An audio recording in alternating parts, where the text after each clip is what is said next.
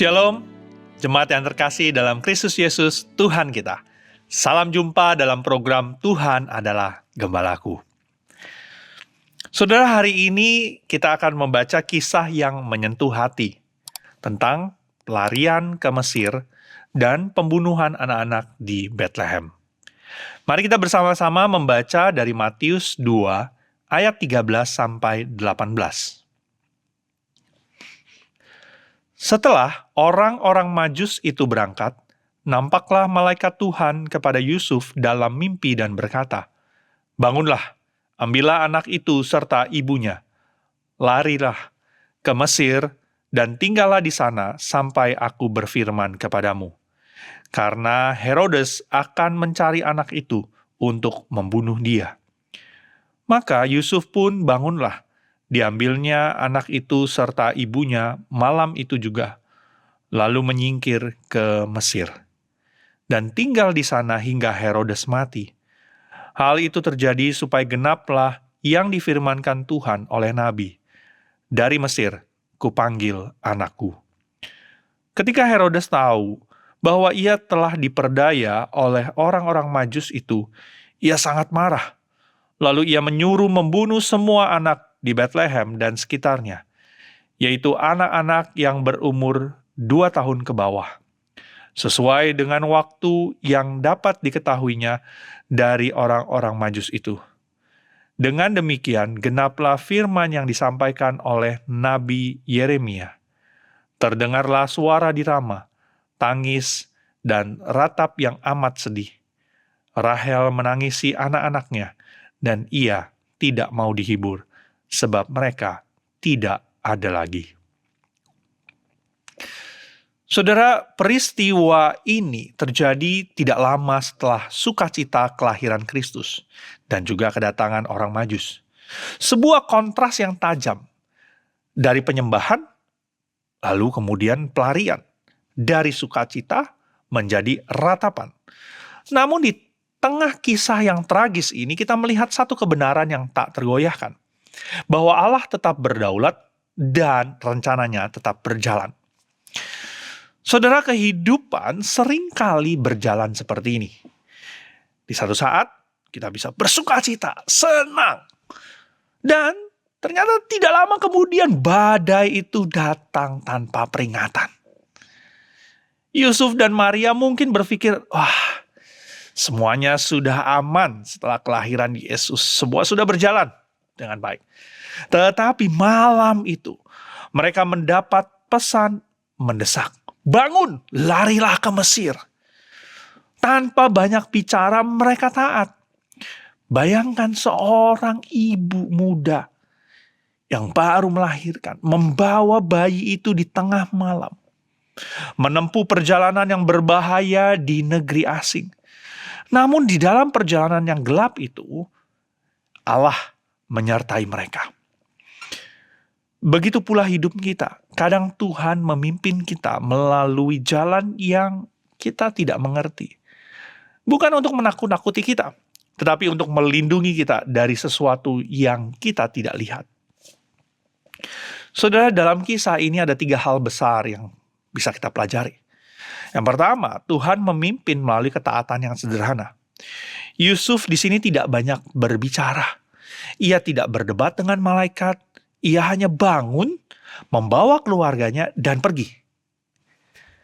Taat dalam hal kecil seringkali menjadi cara Allah untuk melindungi kita dari bahaya yang besar. Yang kedua, rencana Allah tidak bisa digagalkan oleh kekuasaan manusia. Herodes berpikir ia bisa menghentikan Mesias, raja itu, dengan kekerasan pembunuhan. Tetapi setiap langkahnya justru malah menggenapi apa yang Tuhan sudah rancangkan. Nubuat itu terjadi. Bahkan kejahatan manusia pun ternyata tidak bisa menghentikan kasih karunia dari Allah kita. Dan yang ketiga, Allah turut merasakan penderitaan umatnya. Tangisan Rahel di Rama menggambarkan kesedihan dari ibu-ibu yang ada di Bethlehem. Namun Allah tidak tinggal diam. Ia sendiri turun ke dalam dunia untuk mengalami penderitaan itu. Dan kelak pada waktunya nanti, penebusan itu terjadi di atas kayu salib. Dari Mesir, Tuhan memanggil anaknya kembali. Sama seperti ia dulu memanggil bangsa Israel keluar dari perbudakan. Yesus adalah Israel yang sejati, yang akan membawa pembebasan sejati bagi umat manusia.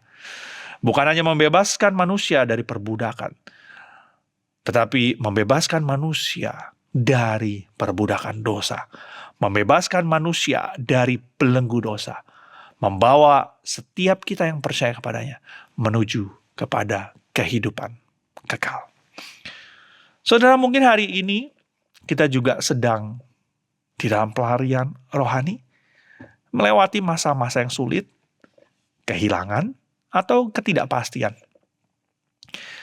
Tapi percayalah, jika Tuhan mengizinkan kita berjalan di jalan yang gelap, Ia pun berjalan di depan kita, bersama dengan kita. Ketaatan kita hari ini mungkin tampak kecil, tapi bisa menjadi sarana perlindungan yang besar di dalam rencana Allah.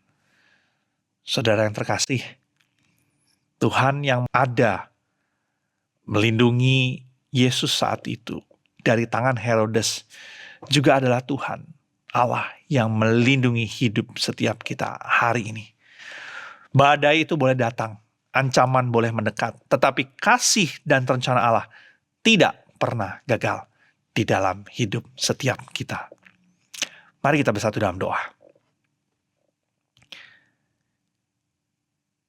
Ya Tuhan, bersyukur untuk setiap penyertaan-Mu bagi setiap kami.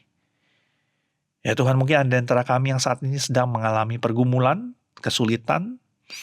Mungkin ada badai yang saat ini sedang kami jalani. Tapi biarlah kami selalu ingat bahwa Engkau bersama dengan kami. Engkau yang akan menolong kami melewati semua masa-masa sulit ini. Yang perlu kami lakukan adalah taat. Taat tetap melakukan apa yang Tuhan mau. Taat untuk melakukan firman-Mu. Ajar kami ya Tuhan untuk boleh taat. Sama seperti Yusuf yang taat, Maria yang taat. Kami pun juga boleh taat. Dan kami percaya ada tangan Tuhan yang memegang kami. Ada Tuhan yang menjaga dan melindungi setiap kami. Inilah doa kami ya Tuhan. Di dalam nama Tuhan kami, Tuhan Yesus, Allah kami yang hidup, kami berdoa. Amin. Saudara, ketaatan mungkin menuntun kita ke tempat yang tidak kita pahami. Tetapi di sanalah kita akan menemukan perlindungan dari Allah. Tetaplah taat, tetaplah percaya.